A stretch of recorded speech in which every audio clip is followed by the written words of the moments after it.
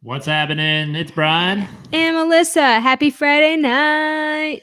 Welcome to Life Talks. We're just shooting the breeze here on a Friday night, going live. And yeah, let's do it. Let me just add a touch of joy.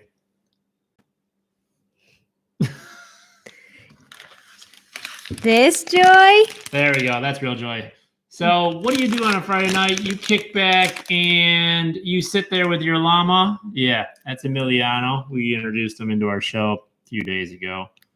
And he is making a real impact in our lives in this house. He is. I mean, that single tooth goes a long way, man.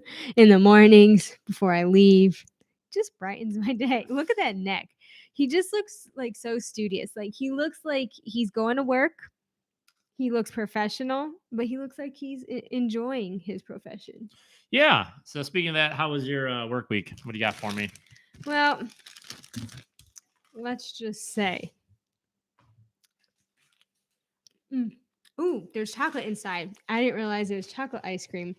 Okay. So my work week was great, but when I work, I'm going to get a little sappy. I miss my husband. Okay. It's not like we don't see each other. We've actually been able to see each other a lot. So I'm really grateful. But I know the next few weeks, September is just going to be crazy for me. So I was like, I'm going to pick up some things and we're going to have a picnic. I'm going to have a little date night for my husband. And yeah, had a little date night for my husband, and I picked up some chocolate, dairy-free chocolate ice creams, even though the work week was good. So this is not like a self-pity or a respite from a hard week ice cream. Okay. How was your week? Yeah, the ice cream's making it better, but no, it was good. So this is our first full week back of school. Okay, so we started last week. Kind of late start for most schools. Most schools have been going for a bit, but last week we only had a couple days with the students and then a full fiver. First fiver in person since, I mean, literally, it's something like 20 months or something, right? April of 2020 or 2019. Yeah, 19. Some time ago. Yeah. So it kind of felt like a bit of a sprint, honestly. And I have to change because it's a long school year. So you're just kind of like trying to wow, rip through the classes. So I have, there's 7 periods. I have 6 classes a day this year. And yeah, so it's like an adjustment for everyone. Like this isn't just some short thing like a camp or something. It's like, no, we're going to be in this for the long haul. So it's trying to figure out that kind of, I guess, tempo maybe. Mm-hmm. And by come Thursday, Friday, but this week, I think I sort of started to get it a bit. Do you have any favorite Not that you have favorite students. No, yeah, you don't have favorite students. Did you connect with any? And sometimes you don't even connect with like the ones that you enjoy the most, but like you can have like some real heart to hearts with students. Did you have any connections? Yeah, I think I had some laughs. So this app, as you guys know, is live. So she's putting me on the spot. We have not planned anything we're talking about right now. So it's a Friday night, shoot the breezer. Let me think about it for a moment. Okay. There's just so much that happens. I literally have like 170 kids in a day. So I'm just trying to remember all their faces. Some of them crack me up, just like their ways, their style. I have a couple classes. They're, always like as a teacher, a chatty class in a good way. Like, in high school, that's where I teach. You like a class that will interact with you, right? Others are just more shy or whatever it is. It's just, and it takes like certain kids, and I get it. In high school, I was shy, so I probably wouldn't have been one of those who would kind of talk and give back what the teacher's looking without being asked. Provide a thought, Mr. Whatever. So yeah. What kind of student were you? So you were shy. What else? Yeah, shy, but I always did my work. But I didn't want to be at school. It was all about like play, right? Even in high school, my mentality was like, I'm going to get this done.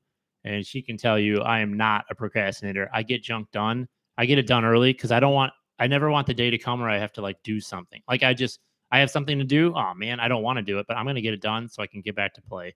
What was play in high school? I don't know. Free time, whatever I did in high school, whatever, go out or, whatever, play sports, I guess. Yeah. Mm-hmm. So how about you? What kind of student were you?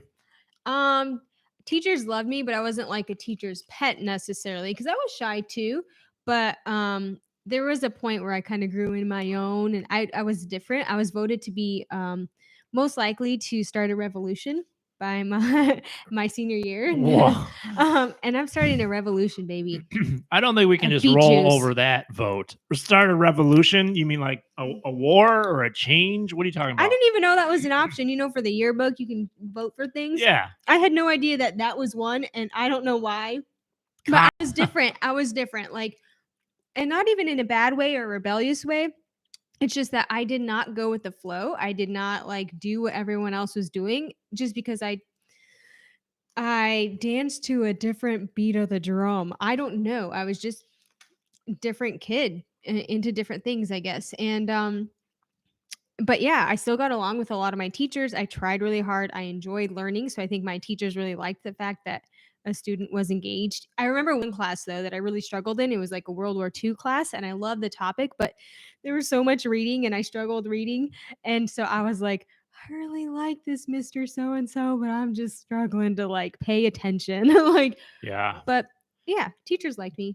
Wow. So how big was your class? I think we were like 300 or something. Pardon me. Mhm. 300, and to get that vote, I mean, the question in my head is like, okay, was it a small group of friends of yours that knew you and made the vote? No one else did. You got in there, or was it like an overwhelming? Like, I don't even know if they like published. I don't even know. Maybe something like they published a list of things you can vote on, almost like prom and you know king and queen. But they had a bunch of like categories, like most likely to be a professional athlete, and like how, if it like was for open for everyone to see that vote, and then how many people actually voted for you? Yeah.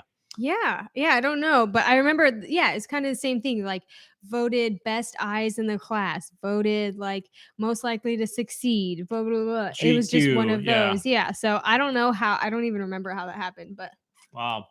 I thought you were about to say you were most likely voted to start a podcast, which probably didn't even exist when you graduated high school. Maybe it did. maybe this is my revolution. Look Live out. live talks coming your way. One ice cream at a time. Okay. One beet juice challenge at a time. That's right. So we're doing a beet juice challenge. If you don't know, check out our channel. We're drinking a gallon of beet juice per day, each of us. That's our goal. And we've been doing it for 26 days straight since August 6th. So we're almost done with it. 4 more days to go, 3 more days. Yeah, it's been hilarious. But anyways, I've like invited my students into that world a bit. I showed them my beet juice. I brought my big clear gallon and showed them even like a video or two of like us doing our daily check-in, which we do like we've been doing on YouTube every day for a minute or 2 minutes, whatever it is. So kind of funny. I think some definitely think I'm weird, like, oh my gosh, who's doing this? But I think the rumors are starting to spread. Good or bad, I don't know, but they're spreading. Rumors.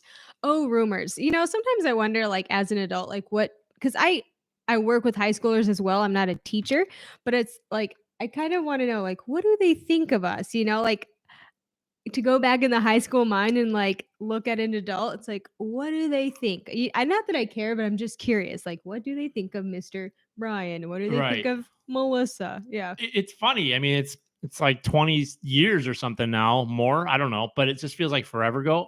And it's like it should be so easy to remember how you thought in high school. I'm like, I haven't changed that much. Have you? Like, so if you're listening to the show, like, ask yourself, have I changed that much in my head? I don't feel like I have, but at the same time, I'm like, well, I don't think like I really used to. Maybe that's a good thing. Maybe not. Like, you want to have maturity, but you don't want to lose your fun. Not to say you lose your fun self, but yeah, it's just an interesting question. What did I think? I mean, okay, if they like us, I would think, oh, they're a cool role model. I guess that's what a teacher will hope to be. Obviously, you're kind of like you can't be their friend, just like a parent. You don't want to be a friend of a child. I mean, you can kind of have a friendship, but you know what I mean. You still got to be that authority, right? You got to drive them towards learning. So there's gonna be hard moments during the year where you got to push them. So like a coach. But yeah, and then you get the flip side. Would someone just think, and I could see it too. This guy is such a nerd, or he thinks he's cool, with this little life talk show, or I don't know. What do you think? Yeah, I think well, I know that I'm weird and I'm different, right? A revolutionary, she's going to be different. She's going to be weird. She's going to say things and people are going to be like, what is she doing? But I do know that I make some people laugh and some people trust me with like deep stuff. So, I think it's a mix, right? Right? If you're living life right, I think you're going to have mixed reviews because it means you're not like sold out to one camp or another, and that you're really open to what comes your way and you're really open to others, I think. That's what I tell myself anyways. Yeah. I wish I could give you guys a good quote right now, but like I'm just thinking of quotes along the lines, if you're trying to do good in this world, you're going to meet some hard slam doors, if you will. Okay. Where am I going with this? So, like, if you do something good, which a lot of times good, it's counterculture, right? If you pray to God, that's pretty counterculture, like in some ways. A lot of people do it, but you don't publicize that. You don't put that out there. Now, as a public school teacher, I wouldn't, it's my job. But you know what I mean? So if you start to do certain things, you would actually expect to run into some tough times, actually. And that Mhm. might say, if you believe in what you're doing and you're trying to really, do it well with a good heart and you're always mindful and, yeah, it might be a good sign, actually, even though it's a hard road. Yeah, that reminds me of something I was listening to on the way home. I like to listen to Catholic radio. Um, and I was listening to an interview of this doctor. He is a physician. I don't think no, the radiologist was from another interview. I can't remember what kind of doctor he was, but he started a nonprofit organization and he works with doctors throughout the country for a lot of with a lot of different things. Okay, so anyways, at one point of the interview, he said that a lot of people think that as physicians, you're not supposed to bring God up or spirituality or religion, whatever that may look like. You're not supposed to bring that up. And he said, actually, there's a governing body, um, an association that like all medical physicians like are a part of and hospitals are a part of. I don't remember what it's called, but there's a document and a statement that says that like physicians should ask about the spiritual well-being, and they have, it's like almost, I can't remember the word, not that it's their duty or a requirement, but it's for the good of their patients to ask where they're at spiritually and make sure they're doing well, because a lot of times the physician is like doing this really crazy operation that could be like a terminal, like, it could lead to death. It could go very wrong. And so a doctor, according to this document in that association, is supposed to make sure that their patient is okay spiritually as well as physically and emotionally and take care of the whole person. And that's not, and so this guy's job or one of his desires is to help people become more aware of that. Okay. And is that document for all standard doctors?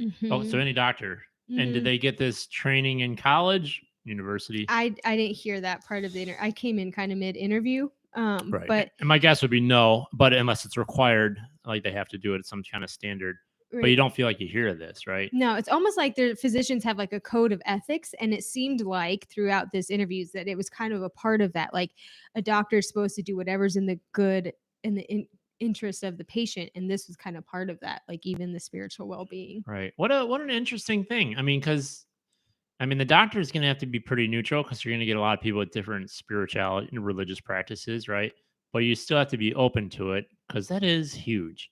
Just thinking of that, it's just like, isn't it amazing? I mean, each person has their place. So whether it's going to be a pastor, a priest, you name it, start naming them, a rabbi, like anybody, right? They all have their place. So most might say, well, the doctor has no business, like this is why you have a rabbi. This is why you have a pastor. And for, your will, you have a lawyer. And for your accounts, you have an accountant or whatever. But not in this case. I mean, literally the doctor he is in the thick, right? He's going to be the first one or she who's going to see things maybe go south, right? And just looking at their faces or telling their families how the surgery went, like, how could you leave out the most important, like, to someone who's a believer, which I think if you do the stats, it's something like 77% of the earth or whatever. You have to Google that, but like more people than not actually believe in God. You wouldn't know it by watching the news, but because most people it just seems like don't believe in God anymore. But it's actually quite large in the woruld how many do believe in a God, whatever God it is for that matter. But yeah, to think like the numbers are that high and the doctors don't ask, that would be interesting. Yeah, and they did say something like it's also part of a physician's place to inquire, so that way if they do want a priest, a rabbi, a mentor, a spiritual director, that they can like be sure to get that person there for them. They don't always have family members to do that on their behalf. And so I don't know. I just found that very interesting and point that I've never heard before. Yeah, and I can only think, they always talk about being positive, how much it can help your body heal and all these types of things. And going into a surgery or some situation and not having your spiritual game up to par or where you want it to be, I just would think mentally you might be like anxious and you don't have that peace and that could hurt your recovery chances. I mean, there's all Yeah, the kinds of stress and the scenarios. cortisone, right? Right, right. Mhm. Yeah, it's all very interesting. I mean, the hope when you go into any kind of surgery is you've had time to think about it and you're at the right place with God and your family and all these people. But it doesn't always happen like that. It's like, oh man, just got hit by a baseball bat at a softball game, and just it's like, yeah, emergency. And you just kind of rushed in. But, Yeah.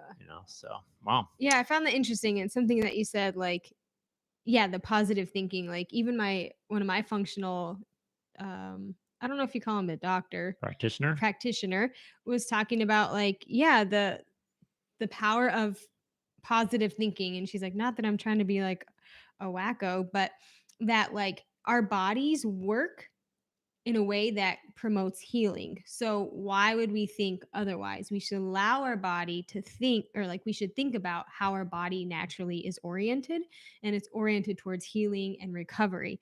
And I was like, "Oh, that's really cool." So like if I'm thinking that, like, I'm supporting what my body's already doing. Like that should, like, there should be some synergy in those thoughts and the way the body's working. Yeah. Yeah, and you're getting into. I mean, so I watch a lot of health podcasts. I'm no expert here, but you're getting in the idea of kind of like functional medicine. A lot of others, even Eastern medicines, where nowadays standard treatments like, oh, you got something wrong in your kidney. We're going to go after the kidney. We're going to do surgery. We're going to give you the medicine, whatever it is. You got something in your arm. We're going to treat the arm, but they don't like necessarily standard medicine treat like the whole body, of the person, which is going to include the emotional, spiritual, mental, but of course the physical properties of the rest of your body, right? So often you hear like, oh, a person's got a cramp in their back. Oh, they need a chiropractor. And it turns out, no, they actually have a trauma. They had a fight with their wife the other day. And now they got, it gets all connected. It's just crazy. So you're tensed up here and that adds that. And just, again, I'm no doctor at all, but it's just interesting, like how the systems do work together in a synergy, as you were Mhm. saying there. Right. And I don't know if you want to go in this direction, but where my mind goes, so you can Should take it I all the deny way her? to Emiliano in Bolivia if you want to. I think he's in Bolivia. That looks like Bolivia to me, Sure. or the Atacama Desert in northern Chile. Anyways, okay. So it just makes me think, like, oftentimes we hear, and I don't even know if it's intentional, but like a lot of times there's a separation between like our mental, our emotional, and our physical selves, where we have this like almost subconscious feeling that they're separated. Like, well, I'll just treat my body and then I'll feel a different way, or then I'll think a different way. And I'm trying to think of an example, but that's really contrary to what science is showing and what like a lot of functional practitioners tell us. Yeah, it's interesting stuff without a doubt. If anyone has any knowledge in this area, let me know. We would love to interview you, Yeah, actually. we would. We're looking for people to interview on this stellar show. Okay, let's just go in another direction. Randomly, what else happened in your week? Random. I love random. Okay.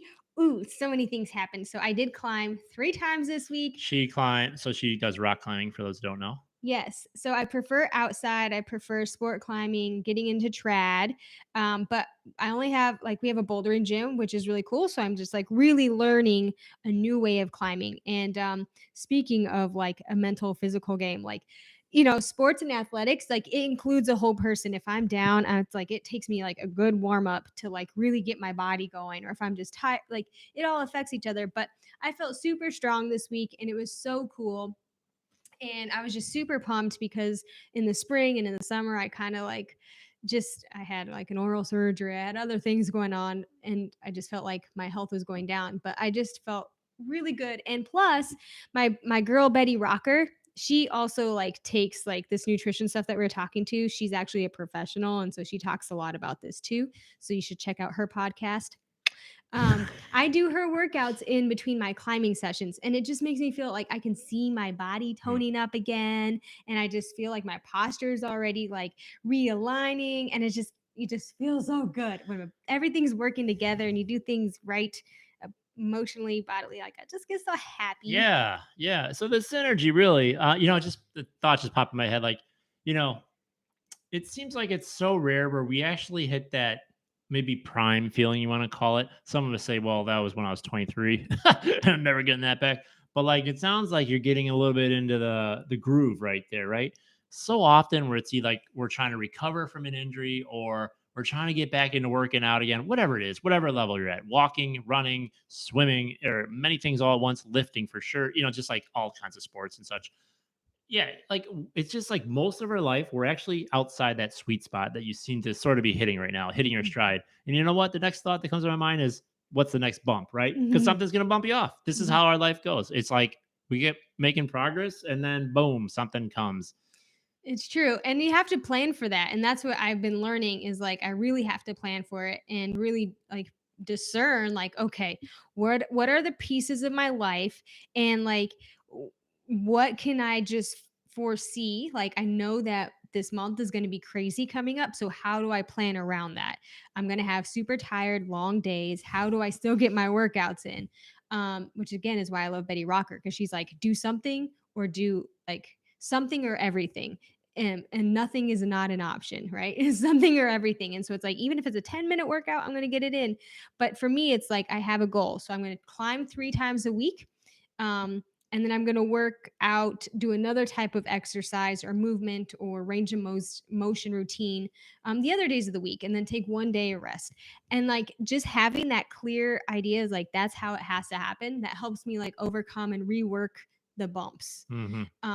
just because that's my goal. And today I did the most pull-ups in a row that I've ever done in my life. I did 8 Oh wow, that is something because you were stuck on 7 for a for while a long time. since our wedding, actually, which has been I don't know 8 months, 9 months, 10 months. I should know that.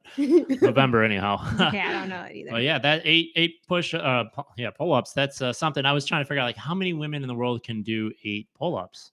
I don't know what the stat is. Maybe a bunch of you can. Maybe some are like I can't even do one. So maybe you're you know in one of the upper percentages. Maybe only 3% of women out there can do it. Maybe it's 10%. I have no idea, but it's an interesting thing to think about. Yeah, it's exciting. How about you? How was your week? I mean, I kind of asked you about students, but Yeah.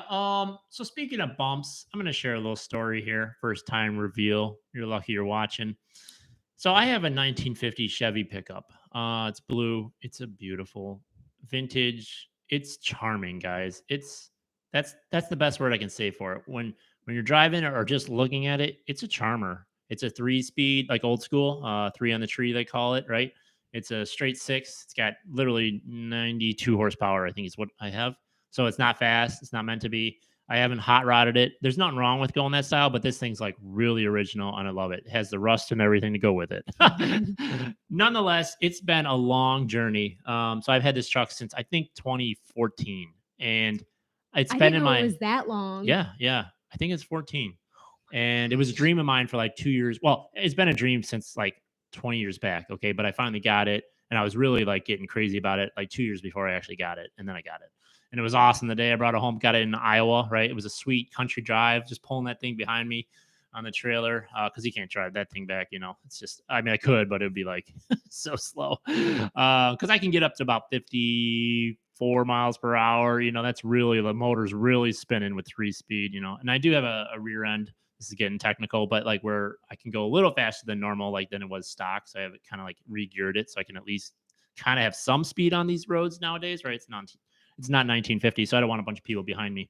Nonetheless, I still stick to the back roads. But here's the deal: I've probably had this truck, running and parked in my garage maybe a year, year and a half in that entire period. So when I first got it, I had a buddy check it out. I'm like, hey, just look it over, make sure it's safe, right? And I know cars, but I'm not a pro, so I'm like, let's let a pro look at it. And he's like, oh, the motor has to be rebuilt. So I take the motor to some guy to rebuild it. He's like, oh, it'll be done in a week, 2 weeks, year and a half, guys, year and a half. So the truck was sitting in this shop, which they just like caved it up in some kind of almost like barn, which at least it was indoors. And the engine was in another city, and they're like rebuilding it because the guy would just stalled so many stories there. Okay, but anyways, I get it back. The guy who's had it originally finally gets the motor, and then he goes out of business, right? And he's like, "Oh, but I'll take care of it." And then he like moved out of his garage, obviously, because the business was done.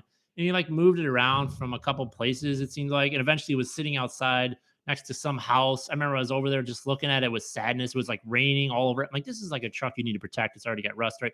So it's just like, it's been a drama. I think that was about another year, year and a half. Okay. Before he actually, well, actually it ended where he brought it to my house. Like Wait, can you clarify something? So this you took it to this guy and he kept it for 2 years. Oh, about. the original guy. Yeah. Well, the original guy was supposed to just look it over and he's the one who said need a new engine. So the original guy kept it. And then I took the engine out and took it to an engine builder. Okay, So there's so the two now. Yeah. And then I oh. finally get the engine and I bring it back to this guy. And then this guy, besides that guy, the engine guy, take forever. Like, oh my gosh, and oh my gosh. Then this guy goes bankrupt, or not bankrupt, but he goes out of business or whatever. Changes careers too, by the way, and which is fine. A good guy too. I like him. But yeah, just like it's just all that worked out in a way that I was still sitting there waiting. Like, where's this truck I bought in 2014? By now it's like 2017, right?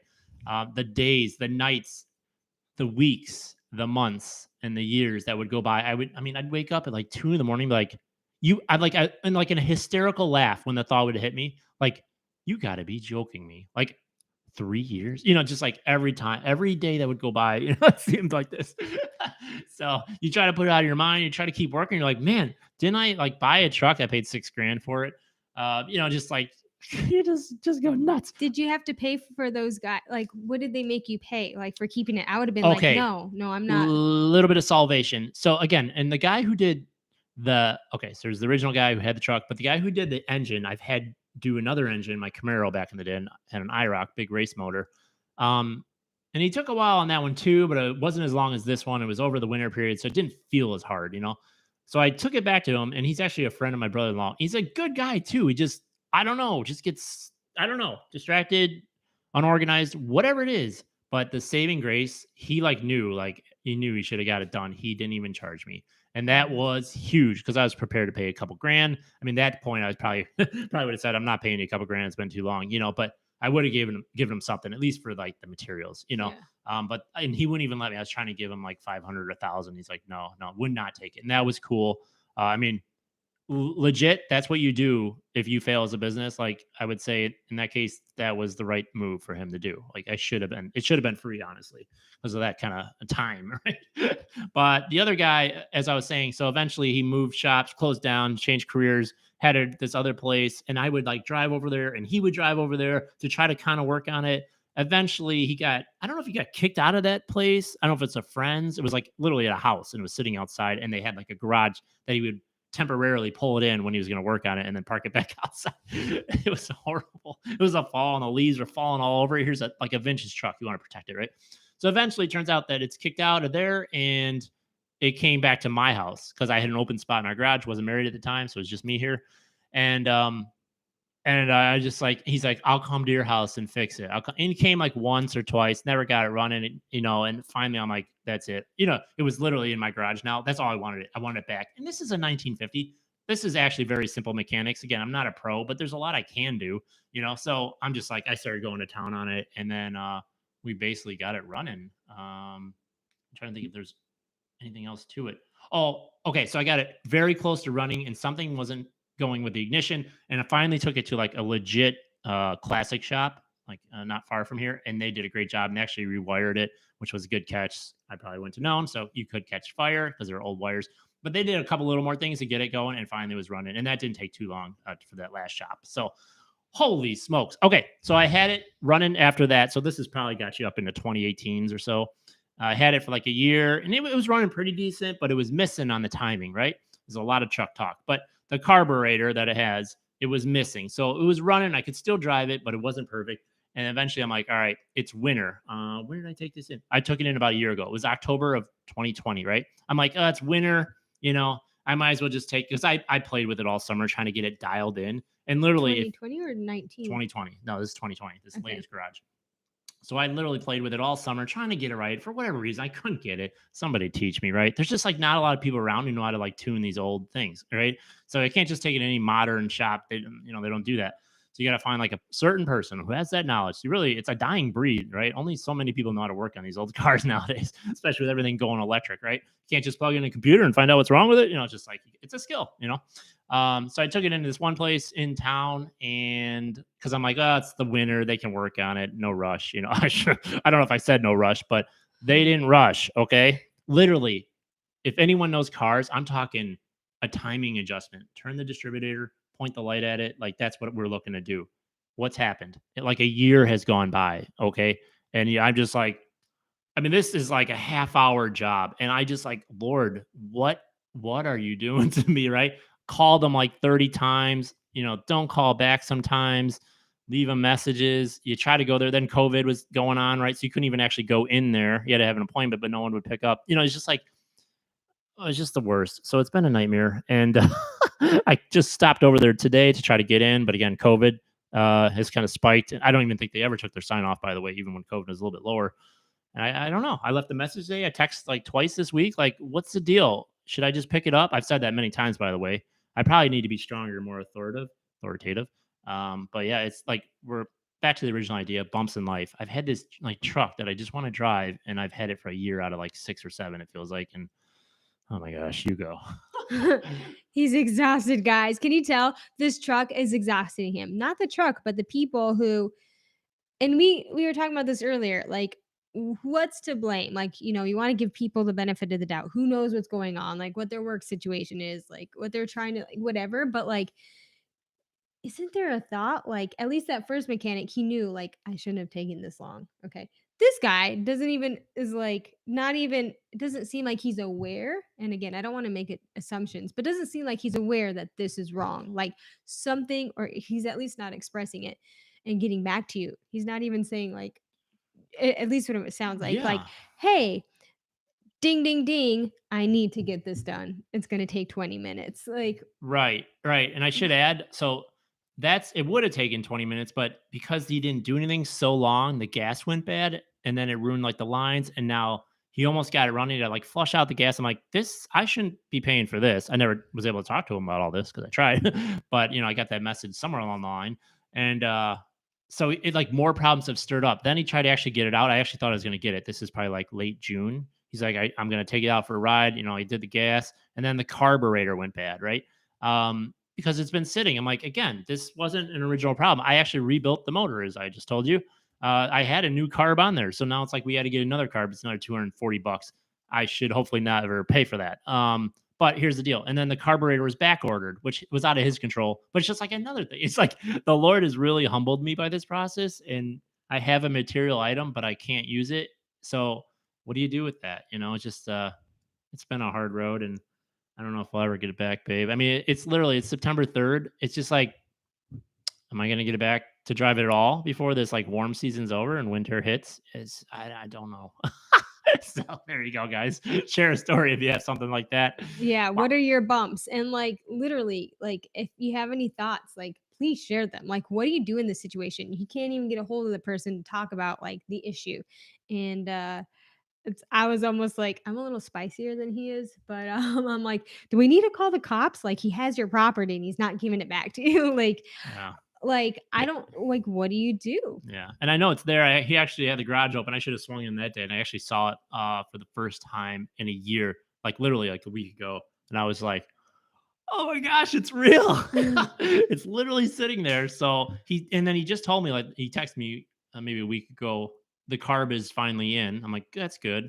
I was thinking, all right, just dude, go out there, get the ratchet. Like, literally, guys, it's like a single bolt and there's a little bit of tuning, but it's just like, just commit to it. And she was kind of getting to like, how do you not have a conscience? Like, how do you not?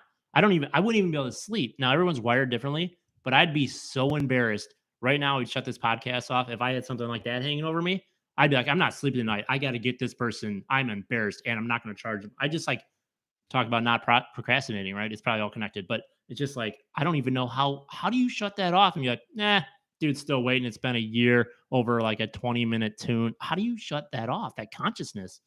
I don't know. Yeah, it's a mystery to me. And I try to offer it up. I think of poor people who don't have, and I try to use this as a form of prayer. I'm like, well, I have something and I don't have it. A lot of people don't have stuff, so I try to pray for people through it, if that makes sense. But yeah, that's where I'm at. It's it's where he's at, and it's tough. It's tough, and that's real life. That's the day to day stuff that people deal with, and you're dealing with, and I'm sure many of you are dealing with. Maybe not the exact situation, but something. So if you want to share, please let us know. Let us pray for you. Let us hear your story. Get it off your chest.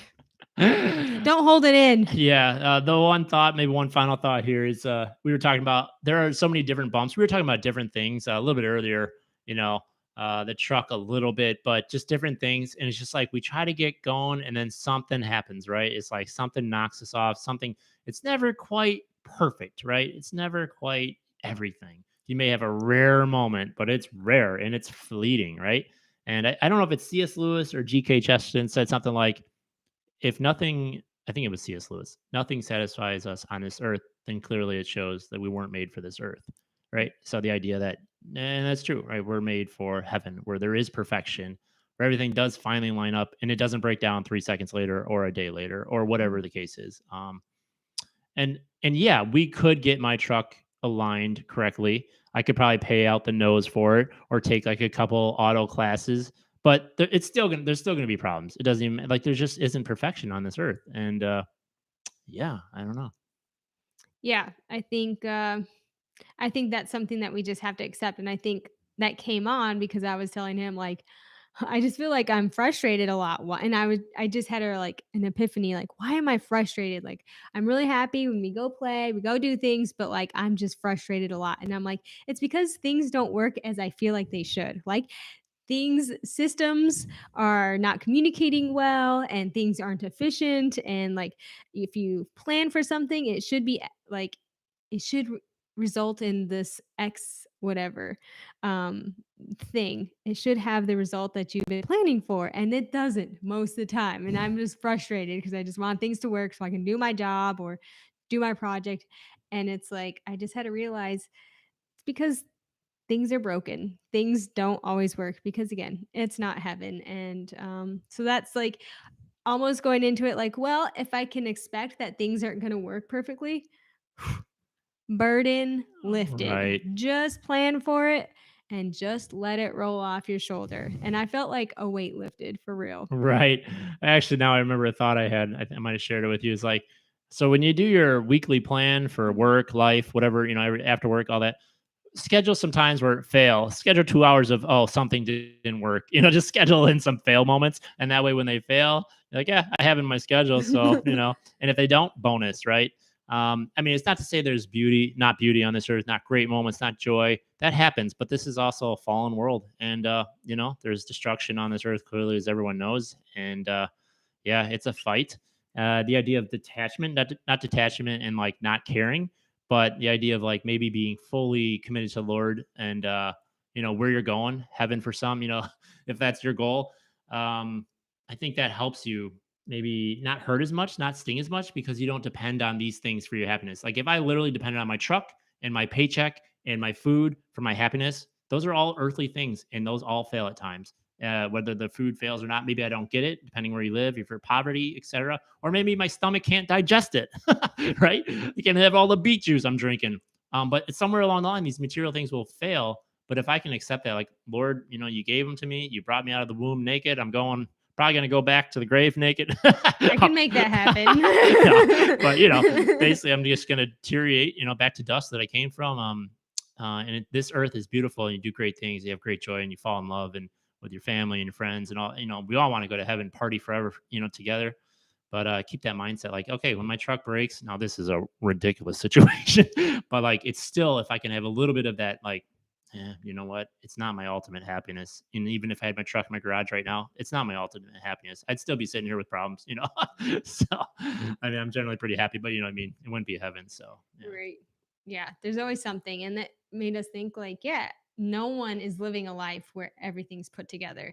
Like it might seem that, people have it all together and there are definitely people who are genuinely happy, but that doesn't mean they're going through life without any trials or any struggles. And so it's just a good perspective. Like, okay, we're all going through something and we can take comfort that we're not alone in that. And and I think that's something that people are struggling with right now, like, and through the COVID pandemic, like, a lot of people just felt so alone in their isolation and, job loss or whatever, just being, um, away from the normal things that they're used to, the normal comforts. But the reality is, like, everyone's experiencing something. And, if we just communicated with each other and we just shared our stories with each other, um, I think that would offer a lot of peace and lessen a lot of our anxiety. And so I think that's part of why we want to do the show, is to like just share the day to day with people and let other people like share their stories and invite them into that conversation. Well said, sister. And if all else fails, you can go a little bit of, day ice cream or whatever. A little earthly joy can be good here and I there. might have another one, but it's a little late, so we might not. Yep. All right. Well, it's been good talking to you. Let us know any thoughts. And as always, check out our channel. Check out, we're on Instagram, we're on TikTok now, Facebook, Like, uh, subscribe, comment, absolutely. do all the things. The dings. So it's Brian, Melissa, and Emiliano checking you later. Ciao, ciao. Bye.